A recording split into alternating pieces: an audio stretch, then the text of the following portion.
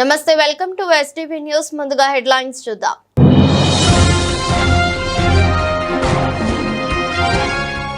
ఏపీకి వచ్చిన పనగారియా నేతృత్వంలోని 16వ ఆర్థిక సంఘం సభ్యులు ఫైనాన్స్ కమిషన్ బృందంతో భేటీ కానున్న సీఎం చంద్రబాబు, ఆర్థిక మంత్రి పయ్యావుల కేశవ్.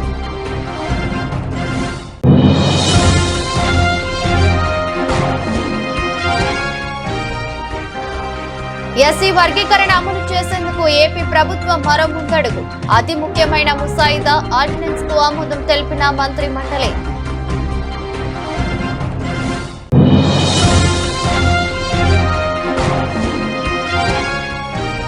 ఇంద్రకీలాద్రిపై కొలువు తీరిన శ్రీ దుర్గా మల్లేశ్వర స్వామివారి దేవాలయం వద్ద చోరీకి గురైన కారులో ఉంచిన బంగారం. కేసు నమోదు చేసుకుని దర్యాప్తు చేస్తున్న పోలీసులు.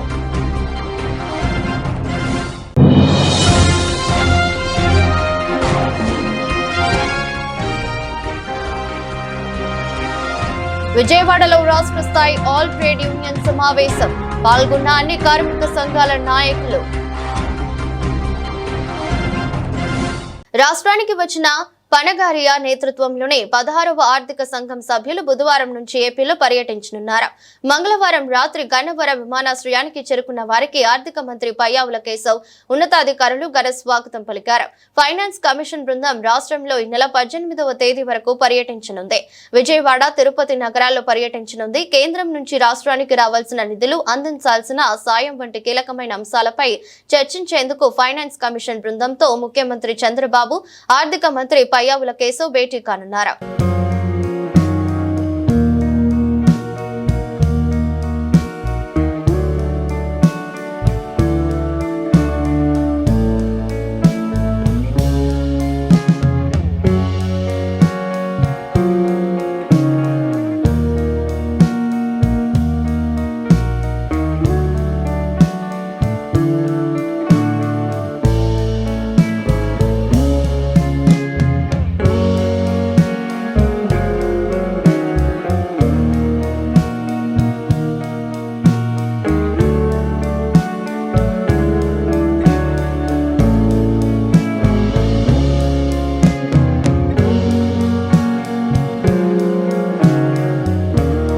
రాష్ట్రంలోని షెడ్యూల్డ్ కులాలన్నిటికీ విద్యా, ఉద్యోగాల్లో సమాన న్యాయమైన అవకాశాలు కల్పించడమే లక్ష్యంగా ఎస్సీ వర్గీకరణ అమలు చేసేందుకు రాష్ట్ర ప్రభుత్వం మరో ముందడుగు వేసింది. ఈ ప్రక్రియలో అతి ముఖ్యమైన ముసాయిదా ఆర్డినెన్స్ కు మంత్రి మండలి ఆమోదం తెలిపింది. 2-3 రోజుల్లో ఆర్డినెన్స్ జారీ కానుంది. ఆ వెంటనే ప్రభుత్వ పాఠశాలల ఉపాధ్యాయుల నియామకానికి డిఎస్సి నోటిఫికేషన్ విడుదల కానుంది. 45 రోజుల నియమించి కొత్త విద్యా సంవత్సరం నాటికే డిఎస్సి నిర్వహణ పూర్తి చేసి వర్గీకరణ ఫలాలు అందించాలని మంత్రివర్గం నిర్ణయం తీసుకుంది. వేట నిషేధ సమయంలో మత్స్యకారులకు ఇచ్చే 20,000 ఆర్థిక సాయాన్ని ఈ నెల 26న విడుదల చేయాలని నిర్ణయించింది. అదే రోజున ముఖ్యమంత్రి చంద్రబాబు ఒక మత్స్యకార గ్రామాన్ని సందర్శించి ఈ సాయాన్ని విడుదల చేయనున్నారు. మే 2న రాజధాని అమరావతి పునర్నిర్మాణాన్ని పనుల్ని ప్రధాని మోదీ ప్రారంభించనున్నారు. P4 ను మరింత బలంగా ప్రజల్లోకి తీసుకెళ్లడం, మంత్రులు, ఎమ్మెల్యేలు ఈ కార్యక్రమంతో మమేకమయ్యేలా మంత్రివర్గ భేటీలో సీఎం 2047 విజన్ లో దిశానిర్దేశం చేశారు. ఈ భాగంగా తెలంగాణ జాతిని అగ్రస్థానంలో నిలిపేందుకు పొలిటికల్ గవర్నెన్స్, సోషల్ ఇంజనీరింగ్ పైన చర్చించారు. సచివాలయంలో ముఖ్యమంత్రి చంద్రబాబు అధ్యక్షతన మంగళవారం జరిగిన మంత్రివర్గ సమావేశం వివరాలను మంత్రులు నిమ్మల రామనాయుడు, డోలా శ్రీబాల వీరాంజనేయ స్వామి, అనిత, కందుల దుర్గేష్ మీడియాకు వివరించారు. ఏదైతే జనాభా ప్రాతిపదికన అంటే రేపు భవిష్యత్తులో ఏదైతే జిల్లాల వారీగా జనాభా దామాషా ఏదైతే ఉందో దాని ప్రకారం కూడా భవిష్యత్తులో ఆ యొక్క జనాభా దామాషా వచ్చిన తర్వాత అమలు చేసుకునేటువంటి విధంగా మరి ఈరోజు క్యాబినెట్లో కూడా డిస్కషన్ కూడా జరిగిందని చెప్పి తెలియజేసుకుంటూ మరి ఈరోజు ఆర్డినెన్స్కి క్యాబినెట్ ఆమోదం చెప్పడం జరిగింది. మరి 2-3 రోజుల్లోనే ఆర్డినెన్స్ రావడం, ఆర్డినెన్స్ వచ్చిన వెంటనే మళ్ళీ డిఎస్సి కూడా నోటిఫికేషన్ కూడా ఇచ్చి 45 రోజుల సమయం ఇచ్చి సాధ్యమైనంత వరకు రేపు విద్యా సంవత్సరానికి ముందే ఆ డిఎస్సి ద్వారా కూడా ఈ వర్గీకరణ ఫలాలు అందించాలనేటువంటి ఆలోచనతో కూడా ఈ ప్రభుత్వం ఉందనే విషయాన్ని కూడా ఈ సందర్భంగా తెలియజేసుకుంటూ ఉన్నాం.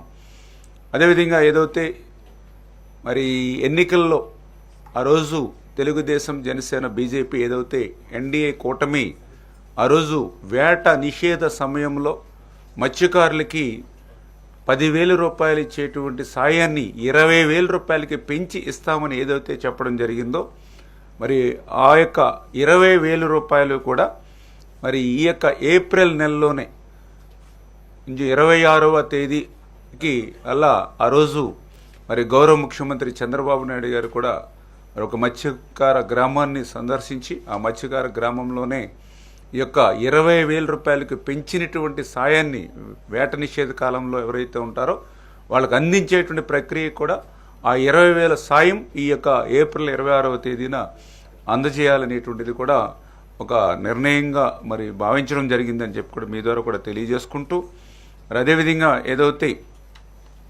మరి ఈ యొక్క ఐటీ డిపార్ట్మెంట్కి సంబంధించి ఏదైతే ఈ యొక్క ఐటీ డిపార్ట్మెంట్ని స్ట్రెంగ్తన్ చేయాలి, 20 లక్షల ఉద్యోగాల కల్పన ఏదైతే మనం ఎన్నికల్లో చెప్పామో దాన్ని నెరవేర్చేటువంటి విధంగా ఐటీ డిపార్ట్మెంట్స్ని స్ట్రెంగ్తన్ చేసేటువంటి విధంగా పర్టికులర్గా ఏదైతే టీసీఎస్, ఎందుకంటే ఈవేళ ప్రపంచంలోనే ఒక అగ్రగామి సాఫ్ట్వేర్ ఏదైతే టీసీఎస్ ఏదైతే ఉందో మన రాష్ట్రంలో మరి పెద్ద ఎత్తున ఆ టీసీఎస్ విస్తరించేటువంటి విధంగా మరి వాళ్ళకు కూడా ఒక ల్యాండ్ ఏదైతే ఉందో మరి ఆ ల్యాండ్ కూడా వాళ్ళకి అంటే ఒక మెసేజ్ని పాస్ చేయాలనేటువంటి ఉద్దేశంతో అవసరమైతే మరి ఒక 99 పైసలకి మనం ఇచ్చేటువంటి విధంగా కూడా మనము ఒక నిర్ణయం తీసుకోవాలనేటువంటి విధానమే కాకుండా వివిధ ఉపకులాల మధ్య ఏకీకృత మరియు సమానమైన పురోగతి కోసం ఉపవర్గీకరణ అమలు చేయడానికి ముసాయిదా ఆర్డినెన్స్ ప్రతిపాదనను రాష్ట్ర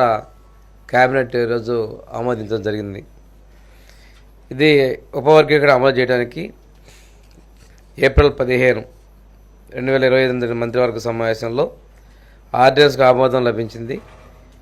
అన్ని ఉపకులాల వర్గాల ఏకీకృత మరియు సమాన ప్రగతిని నిర్ధారించడమే ఈ ఆర్డినెన్స్ యొక్క ముఖ్య ఉద్దేశం.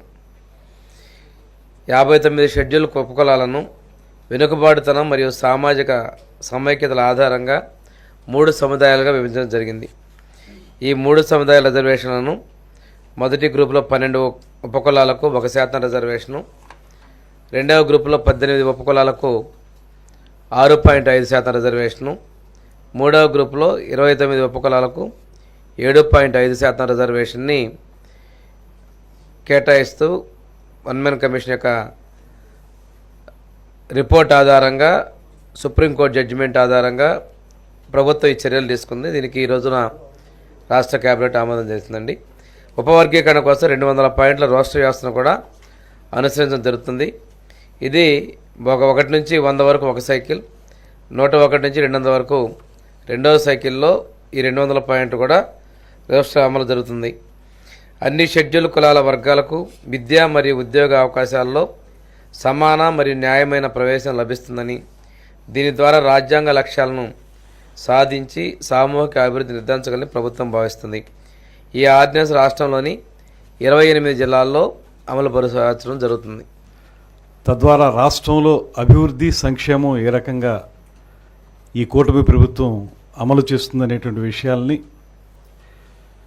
కేబినెట్ సహచరులతో చర్చించి ఒక ప్రజాస్వామిక విధానంలో రాష్ట్రంలో పరిపాలన కొనసాగిస్తున్నటువంటి విధానాన్ని మీరందరూ కూడా గమనిస్తూనే ఉన్నారు.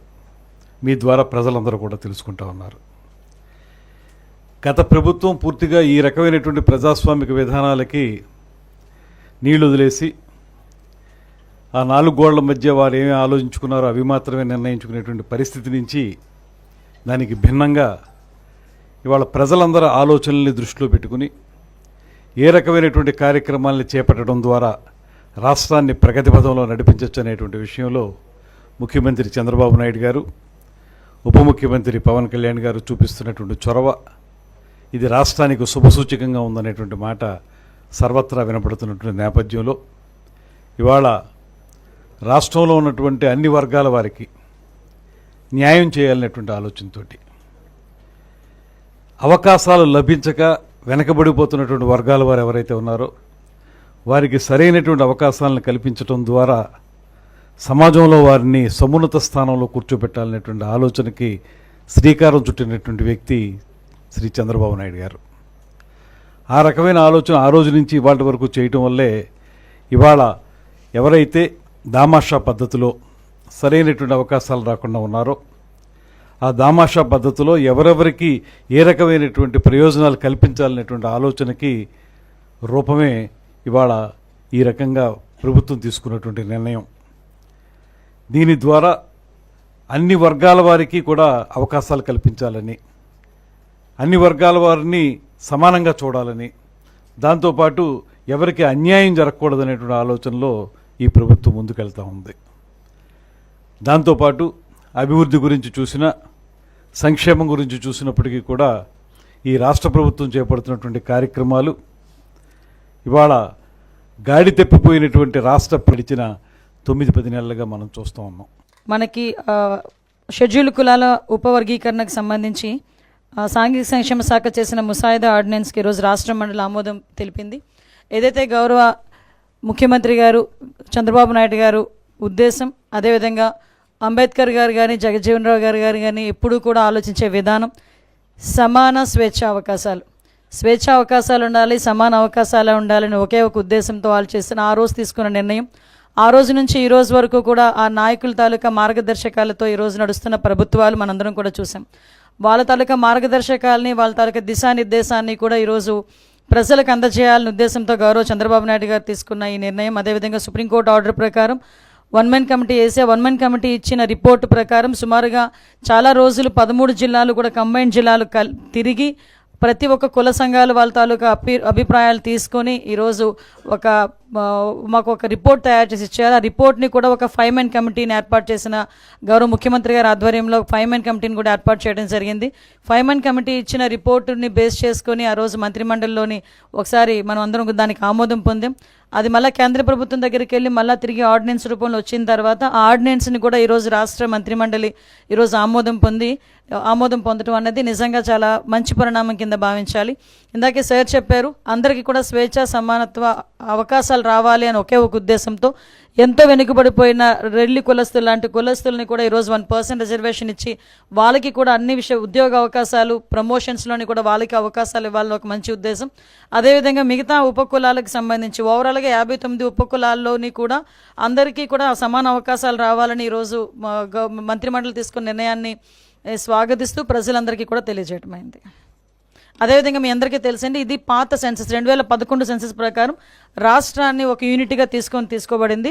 చాలా సంఘాల నుంచి కొన్ని రిప్రజెంటేషన్స్ రావడం వల్ల గౌరవ ముఖ్యమంత్రి గారు కూడా మళ్ళా సెన్సస్ అయిన వెంటనే దీన్ని జిల్లాలకు ఒక యూనిట్గా చేసుకొని కూడా చేయడానికి సిద్ధంగా ఉన్నామని ఇప్పటికే సభలోని ప్రకటించారు, అసెంబ్లీలోని గౌరవ ముఖ్యమంత్రి గారు ప్రకటించడం జరిగింది. దానికి కూడా ఈరోజు ఎన్డీఏ గవర్నమెంట్ చిత్తశుద్ధితో కట్టుబడి ఉన్నామని మాత్రం మేము తెలియజేసుకుంటున్నాం. నిత్యం వందలాది మంది తమ సమస్యల పరిష్కారానికి నాయకులు, అధికారుల దగ్గరకు వస్తుంటారు. అయితే ఇక్కడ పేద దంపతులు తమ సమస్య పరిష్కారానికి కూడా వచ్చారు. అయితే వారికి లోపలికి ఎలా వెళ్లాలో తెలియదు, ఎవరిని కలవాలో తెలియదు. మామూలుగా అయితే అధికారులు తమ పని ఒత్తిడి వల్ల సహజంగా ఎవరిని పట్టించుకోరు. కానీ ఆయన వ్యక్తిత్వం వేరు. అయితే సమాచార పౌర సంబంధాల శాఖ సంచాలకులు హిమాంశు శుక్లా అలాంటి సమయంలో అక్కడికి వచ్చి సమాచార పౌర సంబంధాల శాఖ సంచాలకులు హిమాంశు శుక్లా వచ్చిన వారి సమస్యను తమ సమస్యగా భావించి వారు ఎక్కడి నుంచి వచ్చారో తెలుసుకుని సమస్య పరిష్కారంలో తన వంతు చేసి వారి సమస్యను పరిష్కరించారు.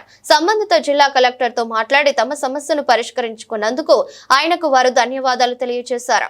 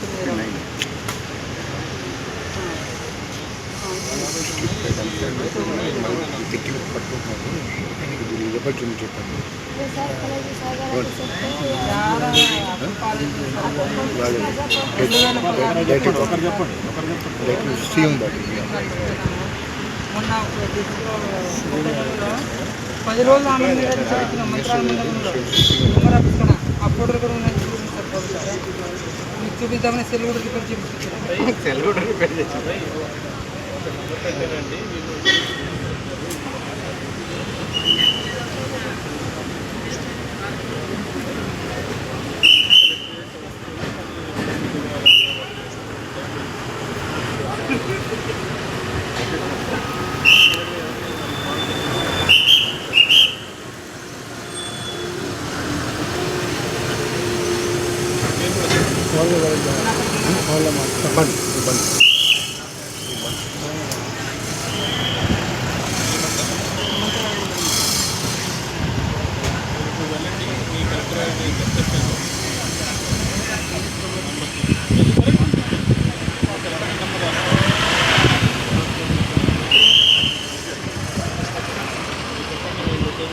ఇంద్రకీలాద్రిపై కొలువు తీరిన శ్రీ దుర్గా మల్లేశ్వర స్వామి వారి దేవాలయం వద్ద కారులో ఉంచిన బంగారం చోరీకి గురైంది. ఓంకారం టర్నింగ్ పాయింట్ వద్ద పార్కు చేసిన కారులోని బంగారం భారీగా చోరీ అయింది. 25 కాసులకు పైగా బంగారం చోరీ అయిందని బాధితులు వాపోయారు. అమలాపురంలో జరగనున్న వివాహానికి హాజరయ్యేందుకు వెళ్తూ మార్గ మధ్యలో దుర్గమ్మ వారిని దర్శించుకునేందుకు కారును ఓంకారం టర్నింగ్ వద్ద ఉంచారు. అనంతరం వారంతా దుర్గమ్మ దర్శనానికి వెళ్లారు. తిరిగి వచ్చి చూసేసరికి కారులోని బంగారం మాయమైనట్లు గుర్తించారు. దీంతో స్థానిక పోలీసులకు ఫిర్యాదు చేశారు. పోలీసులు కేసు నమోదు చేసి దర్యాప్తు ప్రారంభించారు. అయితే బంగారం చోరీకి గురైన ప్రాంతంలో సీసీ ఫుటేజ్ పరిశీలించేందుకు పోలీసులు సమాయత్తమయ్యారు. అయితే సదరు సీసీ కెమెరాలు పనిచేయడం లేదని పోలీసులు సందర్భంగా గుర్తించారు. ఈ విషయం భక్తులకు తెలియడంలో వారు మండిపడుతున్నారు. సీసీ కెమెరాలు పనిచేయకుంటే బాధితులకు ఏ విధంగా న్యాయం చేస్తారంటూ వారు ప్రశ్నించారు.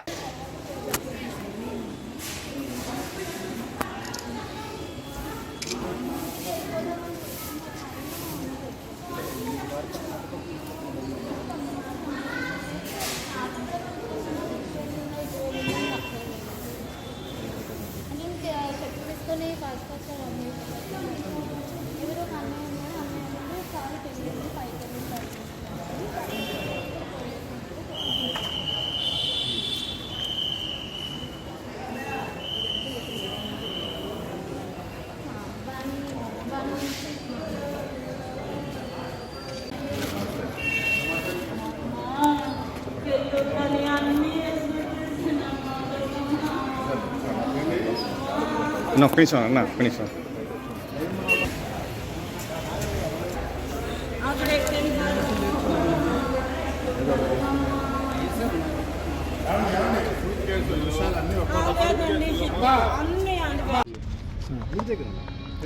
పన్నెండు గంటలకు దర్శనానికి వచ్చాం. న్యూస్ కారు ఇక్కడ లాక్ చేసి పైకి వెళ్ళాం. మేము తిరిగి వస్తుంటే మా కాళ్ళు కాలుతున్నాయని మా పాప చెప్పుల కోసం వచ్చింది. అక్కడి నుంచి లాక్ ఓపెన్ చేశాను అనమాట. నేను చేసినప్పటికి చెప్పులు తీసుకుని వచ్చేసింది. నేను అన్లాక్ చేయలేదు. మళ్ళీ లాక్ ఓపెన్ చేసి మళ్ళీ క్లోజ్ చేయలేదు. అంటే వచ్చేస్తున్నాం కదా అని. ఇలా కారు ఎలా పైకి వెళ్ళింది. మరి మాకు కొంత అనుమానం దాని మీద ఉంది. మెయిన్ ఏంటంటే ఇక్కడ సీసీ కెమెరా లేకపోవడం వల్ల ఒకటి నాకు ఇబ్బందిగా అనిపించింది. మాకు ఏం కనిపించలేదు. దానికోసం కొంచెం చూడాలి. డిపార్ట్మెంట్ అయితే సహకరిస్తుంది. ఏం ఇబ్బంది లేదు. ఎక్కడి నుంచి బయలుదేరారు? నేను హైదరాబాద్ నుంచి బయలుదేరాం.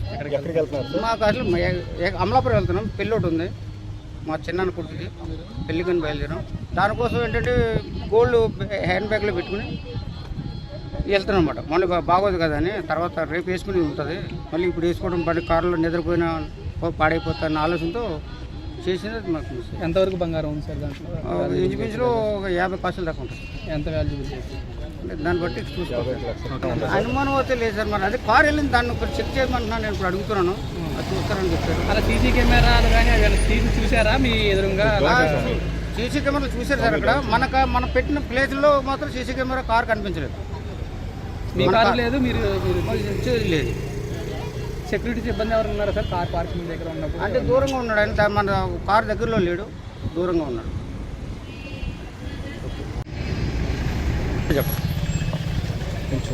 కొంచెం గట్టిగా మీ పేరు చెప్పి ఎక్కడి నుంచి వస్తున్నారు? జోన్ చేసాము. హైదరాబాద్ నుంచి వచ్చాము సార్. అక్కడ 8 o'clockకి స్టార్ట్ అవుతాం. మేము ఇక్కడ విజయవాడ టెంపుల్కి అనేసి 12 o'clock ఇక్కడ మేము పార్కింగ్ చేసాం సార్. 11:55 అవుతుంది సార్ మేము వచ్చేసరికి. అది మేము మా బాబాయ్ది మ్యారేజ్ అమలాపురంలో ఉందని చెప్పేసి గోల్ తీసుకొని వచ్చాం సార్. ఆ గోల్ మేము కార్లో పెడితే అది మేము మళ్ళీ దర్శనం అయిపోయిన తర్వాత వచ్చి చూస్తే గోల్ వేస్తాం. సుమారు ఎన్ని గ్రాములు ఉంటుందమ్మా? 45 సార్. మీ పేరు? దీప్తి సార్. హైదరాబాద్ సార్. ఎటు వెళ్తున్నారండి ఇప్పుడు పెళ్ళికి? అమలాపురం. P4 విధానంతో రాష్ట్రంలో పేదరికాన్ని రూపుమాపేందుకు సీఎం చంద్రబాబు పారిశ్రామికవేత్తలను భాగస్వామ్యం చేస్తున్నారని విజయవాడ తూర్పు ఎమ్మెల్యే గద్దె రామ్మోహన్ అన్నారు. నియోజకవర్గంలోని సంపన్నులను గుర్తించి వారు ప్రజలకు సేవ చేసే విధంగా కృషి చేయడం జరుగుతుందన్నారు. విజయవాడ తూర్పు నియోజకవర్గం 21వ డివిజన్ కృష్ణలంక పాత పోలీస్ స్టేషన్ రోడ్డు చివర ప్రజా సమస్యలపై ఎమ్మెల్యే గద్దె రామ్మోహన్ పర్యటించారు. ఈ సందర్భంగా నిరుపేద కుటుంబాలకు చెందిన 2 పార్టీ కార్యకర్తలకు బడ్డీ కొట్టు, ప్లాట్ఫారం రిక్షా పంపిణీ చేశారు. అనంతరం అనంతరం గద్దె రామ్మోహన్ మాట్లాడుతూ రాష్ట్రాన్ని అభివృద్ధి పదంలో నడిపేందుకు కూటమి ప్రభుత్వం కృషి చేస్తుందన్నారు. మన భవిష్యత్తు కోసం ప్రభుత్వానికి ప్రజలు అండగా నిలబడాలని కోరారు. P4 విధానంతో పేదలకు అండగా నిలిచే కార్యక్రమాన్ని సీఎం చంద్రబాబు చేపట్టారని, పిలుపుతో ఎంతో మంది పారిశ్రామికవేత్తలు ముందుకు వస్తున్నారని చెప్పారు. నియోజకవర్గాల వారీగా ప్రాంతంలోని సంపన్నులను గుర్తించి ప్రజాసేవలో భాగస్వామ్యం చేయడం జరుగుతుందన్నారు. ప్రధాని Narendra Modi, CM Chandrababu, deputy CM Pavan Kalyan రాష్ట్ర అభివృద్ధి కోసం పాటు విశేషంగా కృషి చేస్తున్నారని తెలిపారు. కార్యక్రమంలో డివిజన్ నేతలు పాల్గొన్నారు. 1995 సంవత్సరంలో నారా చంద్రబాబు నాయుడు గారు మొట్టమొదటిగా ముఖ్యమంత్రి అయినప్పుడు జన్మభూమి శ్రమదానం అనే కార్యక్రమాలు చేపట్టి రాష్ట్రంలో మారుమూల ప్రాంతాలు సైతం ఒక మొక్కలు పెంచడం కానీ, రోడ్ల నిర్మాణం కానీ, లేకపోతే స్కూల్స్ అన్నీ కూడా అక్కడ ఎవరైతే పూర్వ విద్యార్థులు ఉన్నారో ఆ స్కూల్లో చదువుకున్న విద్యార్థులందరికీ చైతన్యం కలిగి వాళ్ళకి స్ఫూర్తి ఇవన్నీ కూడా కలిగించి వాళ్ళందరూ కూడా వాళ్ళ ఊళ్ళో వచ్చి ఆ స్కూల్స్ని బాగు చేసేటట్టుగా కార్యక్రమాలు చేసే సంగతి ఒకసారి మనం మర్చిపోలేము. సో ఆ విధానంలో ఈ రోజున P4 అనే కార్యక్రమంతో ఎవరైతే ఈ ఆంధ్ర రాష్ట్రంలో చదువుకుని ఉన్నత స్థితికి వెళ్ళి మంచి మంచి కార్పొరేట్ కంపెనీలు పెట్టి ఆ కంపెనీల్లో వేలాది మందికి ఉపాధి కల్పిస్తూ లాభాలు ఆర్జించిన వారు ఒక కంపెనీ ఉపాధి కల్పించడమే కాదు, తోటి మనిషికి మీరు సహాయం పడాలని చెప్పి వాళ్ళకి ఆలోచన కలిగింపజేసి ఇవాళ ఏ నియోజకవర్గం వెళ్ళినా కూడా ఆ నియోజకవర్గంలో ఎవరైతే ఆ ప్రాంతంలో నుంచి ఒక మంచి వ్యక్తులుగా లేకపోతే ఒక సంపన్న పరులుగా ఎదిగారో వాళ్ళందరికీ ఆలోచన వచ్చి వాళ్ళే వచ్చి ఇవాళ నారా చంద్రబాబు నాయుడు గారు ఊరు వస్తే వాళ్ళు వచ్చి మా గ్రామంలో కొన్ని కుటుంబాలు మాకు ఇవ్వండి, మేము ఆ కుటుంబాలను దత్తత చేసుకుని దాంట్లో పిల్లల చదువులు కానీ లేకపోతే ఆ కుటుంబంలో ఉపాధి కోసం వాళ్ళు చిన్న వ్యాపారాలు పెట్టుకుని మేము పెట్టుబడులు కానీ ఇవన్నీ కూడా ఏర్పాటు చేస్తామని చెప్పి ప్రతి గ్రామం నుంచి అనేక మంది వస్తూ ఉన్నారంటే అది ఒక నాయకుడు కలిగించిన స్ఫూర్తి అని మనం చేస్తాం. గతంలో ఆయన చెప్పే వరకు కూడా శ్రమదానం చేస్తే కొన్ని డెవలప్మెంట్ జరుగుద్ది, లేదా జన్మభూమి అనే కాన్సెప్ట్తో కొందరు ముందుకు వచ్చేది జరుగుద్దని చెప్పి ఆ రోజు మీ అందరికీ గుర్తుంటే అక్కినేని నాగేశ్వరరావు మాట అన్నారు. నా గ్రామం అంటే ఎప్పుడు నాకు ప్రాణం. ఆ గ్రామంలో బాల్యం, ఆ గ్రామంలో నేను అనుభవించాను, కష్టాలు అనుభవించాను, ఆ గ్రామస్తుల పరిస్థితి నాకు బాగా తెలుసు. కానీ నారా చంద్రబాబు నాయుడు గారు ఎప్పుడైతే మీ గ్రామాన్ని మీరు బాగు చేసుకోవడానికి ఆ గ్రామం నుంచి వెళ్ళి పెద్దలైన వాళ్ళు మీరు ఆలోచన చేయండి అని చెప్పాడు. అప్పుడు నాకు కూడా ఆలోచించి నా గ్రామానికి నా గ్రామం అంటే ఇష్టం, అక్కడ ఉన్న ప్రజలంటే ఇష్టం అనుకున్నాను తప్ప ఆ గ్రామానికి నేను చేసే స్థితిలో ఉన్నాను. ఒక ఆలోచనకి సమాజమే దేవాలయం అనే స్ఫూర్తితో రాజకీయాల్లోకి వచ్చిన నందమూరి తారక రామారావు గారి ఆశయాలకు ఆకర్షితుడై మన గద్దె రామ్మోహన్ రావు గారు ఏ రోజు నుంచి అయితే రాజకీయాల్లో ప్రవేశించారో ఆ రోజు నుంచి కూడా పేదలకి అన్ని విధాలా కూడా ఉపాధి కల్పించడంలో కానీ, విద్యార్థులకు సహాయం చేయడంలో కానీ, ఆరోగ్యానికి కూడా ఏ విధంగా తన వంతు సహాయం చేయడానికి కూడా ముందుంటున్నారు. మొన్న మా ప్రభుత్వం ముఖ్యమంత్రి చంద్రబాబు నాయుడు గారు P4 పథకాన్ని ప్రకటించినప్పుడు నేను చాలా క్షుణ్ణంగా విన్నాను దాని గురించి. ఇదే స్ఫూర్తి గద్దె రామ్మోహన్ రావు గారు గత 35 ఏళ్ళ నుంచి ఏ విధంగా రాజకీయాల్లోకి వచ్చిన దగ్గర నుంచి ప్రజలకి ఏ విధంగా సహాయం చేస్తున్నారో ఆయన మన తూర్పు నియోజకవర్గాన్ని గత 15 సంవత్సరాలుగా పారిశ్రామికవేత్తలందరూ ఒక మండలాన్ని తీసుకుంటున్నారు. కానీ మన గద్దె రామ్మోహన్ రావు గారు తూర్పు నియోజకవర్గం మొత్తాన్ని గత 15 సంవత్సరాలు దత్తత తీసుకున్నారు. ప్రతిరోజు మినిమం 2 కుటుంబాల వరకు కూడా ఉపాధి నిమిత్తం ఇస్త్రీ బండి అని, కూరగాయల బండి అని, అలాగే టిఫిన్ బండి అని ఆ కుటుంబ పోషణ నిమిత్తం ఇబ్బంది పడకుండా రోజువారీ ఇబ్బంది పడకుండా వాళ్ళ కుటుంబం గడపడానికి తన వంతు సహాయం చేస్తున్నారు. అలాగే ఎంతోమంది పిల్లలు చదువు కోసం ఇబ్బంది పడుతుంటే తన సొంత నిధులతో వాళ్ళకి ఆసరాగా ఉంటున్నారు. అలాగే వైద్యం నిమిత్తం కూడా ప్రతిరోజు ఆఫీస్కి కొన్ని వందల మంది వస్తున్నారు. వాళ్ళందరికీ కూడా ఎంతో కొంత సహాయం చేస్తూ ప్రభుత్వ పథకాలు అయితే ఏ విధంగా అమలు చేస్తున్నారో దానికి ప్యారలల్గా తన వంతు సాయం తన సొంత నిధులతో ఈ రోజు వరకు కూడా గత 15 సంవత్సరాల నుంచి విజయవాడ తూర్పు ప్రాంత ప్రజలకు కూడా చాలా అందుబాటులో ఉండి ఇవాళ మొదలైన P4ని ఆయన గత 30 ఏళ్ళ నుంచి కూడా సొంత నిధులతో ప్రజలందరికీ కూడా ఉపయోగపడే విధంగా ఆలోచన చేసి ఆయన రాజకీయాల్లో చాలా స్ఫూర్తిదాయకమైన వ్యక్తిగా ఈరోజు మనందరం కూడా గమనించుకోవాలి, గుర్తుంచుకోవాలి. ఇదే ఆశయాన్ని ఇంకా మనమందరం కూడా ఈరోజు మన తూర్పు నియోజకవర్గ ఎమ్మెల్యే గారు గద్దె రామ్మోహన్ గారు గన్నవరంలో ఇండిపెండెంట్గా గెలిచి ఆ రోజు నుంచి ఈ రోజు వరకు ఎంపీగా గెలిచిన తర్వాత మన ఎమ్మెల్యేగా తూర్పు నియోజకవర్గంలో 3 సార్లు హ్యాట్రిక్ కొట్టినా సరే ఆయనకే చెల్లింది. ఎందుకంటే ఆయన ప్రజల మనిషి, ప్రజాసేవకుడు. ముఖ్యంగా చెప్పాలంటే ఏదైతే ఇవాళ చంద్రబాబు నాయుడు గారు P4 అన్నారో ఆయన సొంత నిధులతో గత 30 సంవత్సరాల నుంచి బళ్ళు ఉన్నాయి కానీ అదేవిధంగా బడ్డీ కొట్లు కానీ ఏదైనా అన్నీ చేస్తూ ప్రతిపక్షం వాళ్ళకి కానీ అందరికి కూడా అజాత శత్రువు లాంటి వ్యక్తి గద్దె రామ్మోహన్ గారు.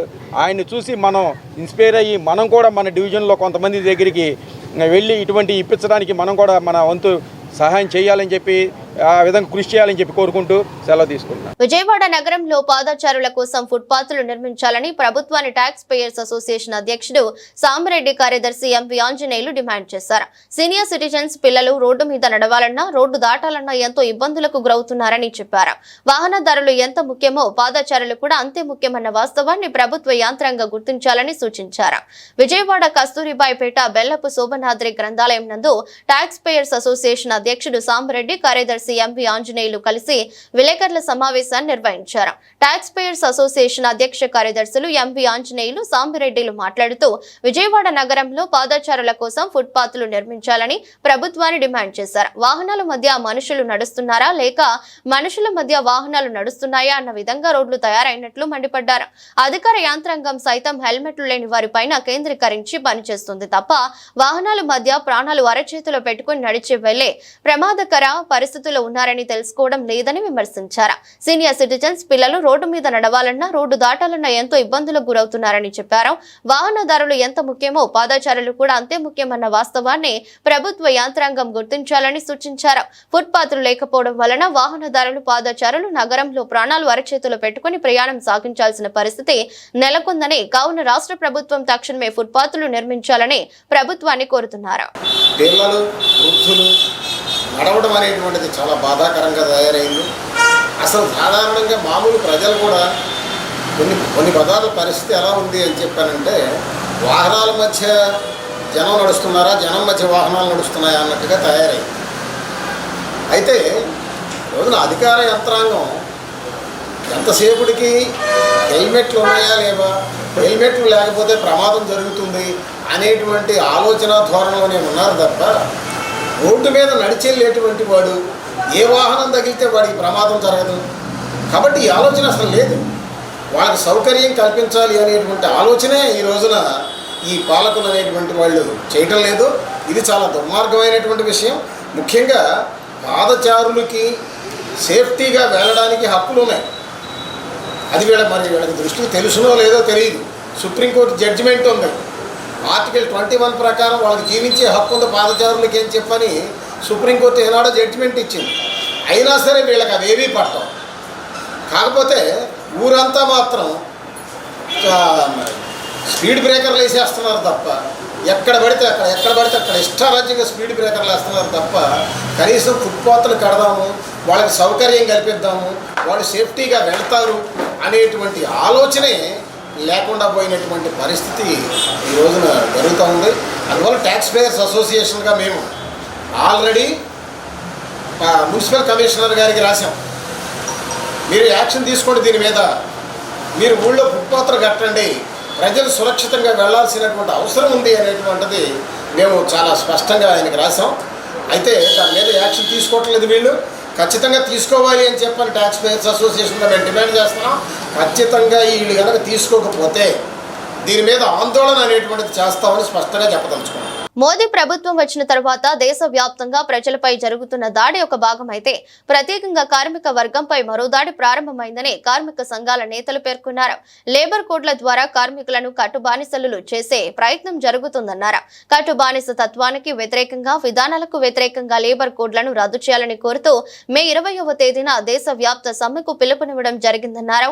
దేశవ్యాప్త సమ్మె నిర్వహణపై అన్ని కార్మిక, ఉద్యోగ సంఘాలతో రాష్ట్ర స్థాయి సదస్సును ఈ నెల 25వ తేదీన తేదీన నగరంలోని ఎంబీవీకే భవన్ లో నిర్వహిస్తున్నట్లు చెప్పారు. రాష్ట్ర స్థాయి ఆల్ ట్రేడ్ యూనియన్ సమావేశాన్ని విజయవాడలోని బాలోత్సవ భవన్ లో నిర్వహించారు. సమావేశంలో అన్ని కార్మిక సంఘాల నాయకులు పాల్గొన్నారు. సమావేశంలో సంఘ నాయకులు మాట్లాడుతూ కరోనా సమయంలోనే కార్పొరేట్లు చెప్పారని పేరుతో కార్మికులు పోరాడి సాధించుకున్న చట్టాలను ఒక్కోటి రద్దు చేస్తూ కేంద్రం 4 లేబర్ కోడ్లు తీసుకొచ్చిందన్నారు. ఈ 4 లేబర్ కోడ్లు కార్పొరేట్లకు అనుకూలం, కార్మిక ఉద్యోగ వర్గాలకు వ్యతిరేకమని అన్నారు. అందులో ప్రధానమైంది సంఘాలు పెట్టుకోవడానికి లేదని, కనీస పని గంటలు అనేవి ఉండవని, ఎన్ని గంటలైనా పని చేయాలని అన్నారు. పని ప్రదేశాల్లో కార్మికులకు కనీసం భద్రతా చర్యలు అనేవి ఉండవన్నారు. దీనిక యాజమాన్యం బాధ్యత కాదని లేబర్ కోడ్ లో ఉందని, కార్మికులు ఉద్యోగులు పర్మనెంట్ అని ఎక్కడా లేదని, ప్రతి ఒక్కరు కాంట్రాక్ట్ ఉద్యోగులేనని చెప్పుకొచ్చారు. మోడీ ప్రభుత్వం అధికారంలోకి వచ్చిన తర్వాత దేశవ్యాప్తంగా మొత్తం ప్రజల మీద జరుగుతున్నటువంటి దాడి ఒక భాగం అయితే, ప్రత్యేకంగా కార్మిక వర్గం మీద తీవ్రమైనటువంటి దాడి ప్రారంభమైంది. కరోనా ఉన్న సందర్భంగానే కార్పొరేట్లు చెప్పారు అనే పేరుతో బ్రిటిష్ వాళ్ళకి వ్యతిరేకంగా భారత కార్మిక వర్గం పోరాడి సాధించుకున్నటువంటి చట్టాలన్నింటినీ కూడా ఒక్కొక్కటి రద్దు చేయడానికి 4 లేబర్ కోడ్స్ని తీసుకొచ్చింది. ఈ 4 లేబర్ కోడ్సు కార్పొరేట్లకు అనుకూలం, కార్మిక వర్గానికి ఉద్యోగ వర్గానికి వ్యతిరేకం. ఇందులో ప్రధానమైనటువంటిది సంఘాలు పెట్టుకోవడానికి వీల్లేదు. కనీసమైనటువంటి పని గంటలు అనేటటువంటివి లేబర్ కోడ్స్ ప్రకారం నిషేధం. వాడు 12 గంటలైనా 16 గంటలైనా చేయాలి. మనమంతా చూసాం. ప్రపంచవ్యాప్తంగా కూడా కార్మిక వర్గం 8 గంటల పనిదినం కోసం పోట్లాడితే నారాయణమూర్తి గారు లాంటి పెద్దలంతా కూడా కలిసి వారానికి 90 రోజులు చేయాలి, 90 గంటలు. అంటే ఈరోజు ఇక వాళ్ళకి ఏమి నో రెస్ట్ అన్నమాట. ఆ రూపంలో తయారయ్యి కనీసం సేఫ్టీ మెజర్స్ అనేటటువంటివి కార్మిక వర్గానికి పారిశ్రామిక ప్రాంతాల్లో కానీ పని ప్రదేశాల్లో కానీ ఉండేది. కానీ ఇప్పుడు నో సేఫ్టీ మెజర్స్. ఇప్పటికే చూస్తున్నాం, అనేక చోట్ల యాక్సిడెంట్లు జరుగుతున్నాయి, కార్మికుల ప్రాణాలు గాలిలో కలిసిపోతున్నాయి. కానీ దీనికి ఏంటంటే యాజమాన్యం బాధ్యత కాదు. ఇది లేబర్ కోడ్లో వచ్చినటువంటి కొత్త విషయం. దాంతోపాటు పర్మనెంట్ అనేటటువంటిది ఎక్కడా లేదు. ప్రతి ఒక్కళ్ళు కూడా కాంట్రాక్టైజేషన్ లేదా టైం స్కేల్. నా పేరు రావులపల్లి రవీంద్రనాథ్, ఏఐటీయూసీ రాష్ట్ర అధ్యక్షులు. ఈరోజు జరిగిన సమావేశంలో మే 20వ తేదీ భారతదేశ వ్యాప్తంగా జరుగు సార్వత్రిక సమ్మెని ఆంధ్రప్రదేశ్లో ఉన్నటువంటి కార్మిక సంఘాలన్నీ జయప్రదం చేయడానికి కార్యాచరణ రూపొందించుకోవడానికి ఈ సమావేశం జరిగింది. దాంట్లో భాగంగా ఈ ప్రధానంగా రాష్ట్రమంతా ఒక కార్యాచరణ ప్రకటించేదానికి ఈ నెల 25వ తేదీన ఇక్కడ రాష్ట్ర సదస్సు జరుగుతుంది. రాష్ట్ర నలుమూల నుండి అన్ని కార్మిక సంఘాలు నాయకత్వం వహించేటటువంటి నాయకత్వం హాజరవుతారు. ప్రధానంగా ఈ సమ్మె, దేశవ్యాప్తంగా జరిగే ఈ సమ్మె ఏ విధమైనటువంటి ఆర్థిక పరమైనటువంటి డిమాండ్లు లేవు. ఏ ఒక్క ఆర్థిక ప్రయోజనాలను చేకూరేటటువంటి లేదా కేంద్ర ప్రభుత్వానికి ఆర్థిక భారం పడేటటువంటి ఏ ఒక్క డిమాండ్ కూడా లేదు. ప్రధానంగా కార్మిక వర్గం భారతదేశానికి స్వతంత్రం రాకముందు, స్వతంత్రం వచ్చిన తర్వాత 42 కార్మిక చట్టాలు పోరాటాల ద్వారా సాధించుకొని డాక్టర్ బిఆర్ అంబేద్కర్ రచించినటువంటి భారత రాజ్యాంగంలో పొందుపరిచినటువంటి ఈ కార్మిక చట్టాలన్నిటినీ 4 లేబర్ కోడ్లుగా మార్చి ఈ 42 కార్మిక చట్టాల్లో ఉన్నటువంటి కార్మికుల ప్రయోజనాలు చేకూరేటటువంటి వాటన్నిటిని కూడా కాలరాసి 4 లేబర్ కోడ్లు పార్లమెంట్లో ప్రవేశపెట్టి గత 7-8 సంవత్సరాలుగా వాటికి వ్యతిరేకంగా పెద్ద ఎత్తున పోరాటం చేస్తున్నప్పటికి కూడా ఈ సంవత్సరం ఈ ఏప్రిల్ మే నుంచి అమలుపరచడానికి కేంద్ర ప్రభుత్వం తిరిగి ప్రయత్నం చేస్తుంటే ఈ అమలుని ఆపుదల చేయాలనే డిమాండ్ పైన మాత్రమే ఈరోజు దేశవ్యాప్తంగా 20వ తేదీ దేశవ్యాప్త సమ్మె జరుగుతుంది. ఇది ఒక ప్రధానమైనటువంటి అంశం. ఈ అంశంలో భారతదేశంలో ఉన్నటువంటి యావత్తు కార్మిక సంఘాలన్నీ కూడా సంపూర్ణమైనటువంటి మద్దతునిస్తున్నాయి. బీజేపీకి అనుబంధంగా ఉన్న ఒక బిఎంఎస్ మినహాయిస్తే. అందరికీ నమస్కారం. ఈ రోజున ఏర్పాటు చేయబడినటువంటి అన్ని రాజకీయ పార్టీలకి సంబంధించినటువంటిది అయినప్పటికీ కూడా ఈ కార్మిక సంఘాలకు సంబంధించి తమ యొక్క విధానాలను మాత్రమే ప్రజానీకం ముందు ఉంచేటువంటి పద్ధతిలో రాష్ట్ర స్థాయి సదస్సులుగా ఒక రౌండ్ టేబుల్ ఏర్పాటు చేయడం జరిగింది. ఇవాళ కారణం ఒకటే, మే 20వ తారీఖున జరిగేటువంటి సార్వత్రిక సమ్మెకి పూర్తి స్థాయి మద్దతు పలకాలని. దానికి గల కారణం, భారతదేశంలో స్వతంత్రం వచ్చిన తర్వాత అనేక సందర్భాల్లో ఈ చట్టాలు మార్చాలనేటువంటి ఉద్దేశంతో గతంలో వాజ్పేయి గారు ప్రయత్నం చేశారు, మన్మోహన్ సింగ్ గారు ప్రయత్నం చేశారు. కానీ ప్రజల కార్మికుల ఒత్తిడి మేరకు వెనుకడుగు వేయటం అనేటువంటి జరిగింది. కానీ నరేంద్ర మోడీ కరుడుగట్టినటువంటి రాజకీయవేత్తగానే ఇవాళ ఏదైతే కరోనా టైంలో ఏమాత్రం చర్చ లేకుండా, చర్చకి స్థావు లేకుండా వెంటనే ఈ కార్మిక చట్టాలని 4 కోడ్లుగా మార్చాలనేటువంటి ఉద్దేశంతో తీసుకురావడం అనేది జరిగింది. ఈ కోడ్లలో ఉండేటువంటి దానిలో చర్చ జరిగినట్లయితే, ఎక్స్పర్ట్స్ కనుక పెట్టినట్లయితే అనేక రకాలైనటువంటి విధానాలు బయటకు వచ్చాయి. కానీ ఇవాళ జరిగినటువంటి దీనిలో వేతనాల విషయంలోనే అనేక పోరాటాలు చేసినటువంటి కార్మిక సంఘాలు ఇవాళ వేతనాలు మరలా వాటి గురించే పోరాటం చేయవలసినటువంటి పరిస్థితి ఏర్పడుతుంది. అమెరికాలో చికాగో నగరంలో జరిగినటువంటి పెద్ద ఎత్తున ఉవ్వెత్తున లేచినటువంటి కార్మిక వర్గం. ఏపీ సీఎం చంద్రబాబు ఆలోచన విధానంలో మార్పు రావాలని మాజీ మంత్రి వడ్డే శోభనాద్రీశ్వరరావు అన్నారు. ఏ పని ఎప్పుడనే ప్రాధాన్యతలో మార్పు రావాలని చెప్పారు. చంద్రబాబు మళ్లీ పాత ధోరణిలోనే కొనసాగుతున్నారని, కార్పొరేట్లకు పెద్దపీట వేస్తున్నారని ఆయన ఆరోపించారు. ఈ మేరకు ఆయన గాంధీనగర్ ప్రెస్ క్లబ్ లో మాట్లాడారు. రాజధాని అమరావతి కోసం ఇప్పటికే 33,000 ఎకరాలు తీసుకున్నారని అన్నారు. ప్రభుత్వ భూములు కలిపి 58,000 ఎకరాలు ఉన్నాయని చెప్పారు. హైకోర్టు పరిపాలనా భవనాలు, అసెంబ్లీ, మండలి భవనాలు ఇప్పటికే నిర్మాణాలు జరిగాయని గుర్తు చేశారు. కొత్తగా అదనంగా 44,000 ఎకరాలు సమీకరించాలని ప్రభుత్వం చూస్తుందని అన్నారు. ఇప్పటికీ తీసుకున్న భూములు చాలవా, ఇంకా కావాలనే ధోరణిలో ప్రభుత్వం ఉందని అన్నారు. చాలా ఆందోళన కలిగించే వార్తలు నిన్న మొన్న బహుశా మీరు కూడా చూసే ఉంటారు. ఇదివరకే అమరావతి రాజధాని కొరకు రైతుల నుంచి దాదాపు 33,000 ఎకరాలు తీసుకున్నారు.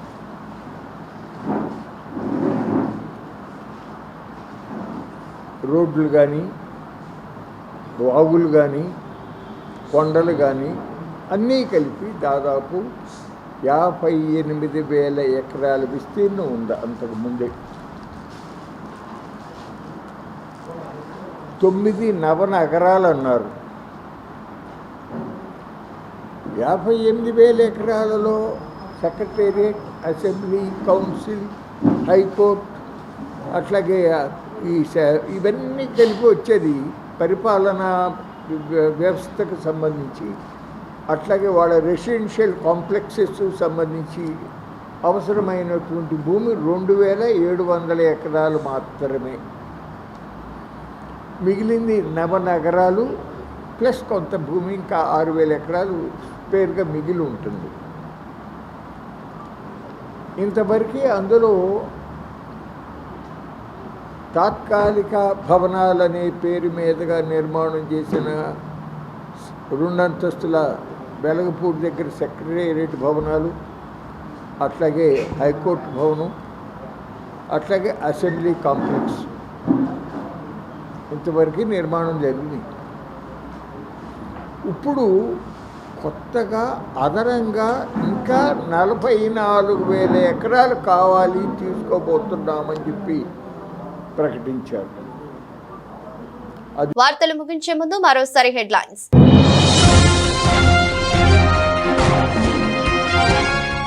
ఏపీకి వచ్చిన పనగారియా నేతృత్వంలోని 16వ ఆర్థిక సంఘం సభ్యులు ఫైనాన్స్ కమిషన్ బృందంతో భేటీ కానున్న సీఎం చంద్రబాబు, ఆర్థిక మంత్రి పయ్యావుల కేశవ్.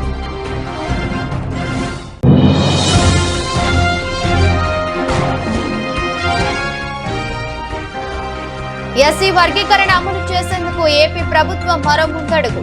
అతి ముఖ్యమైన ముసాయిదా ఆర్డినెన్స్ కు ఆమోదం తెలిపిన మంత్రి మండలి.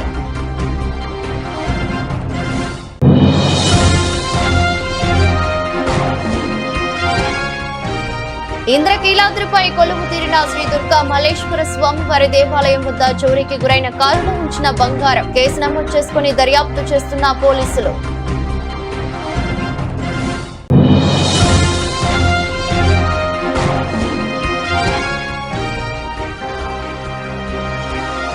విజయవాడలో రాష్ట్ర స్థాయి ఆల్ ట్రేడ్ యూనియన్ సమావేశం. పాల్గొన్న అన్ని కార్మిక సంఘాల నాయకులు. ఇది రెస్ట్ బులెటిన్. మరో బులెటిన్లో మళ్ళీ కలుద్దాం. అంతవరకు సెలవు. నమస్కారం.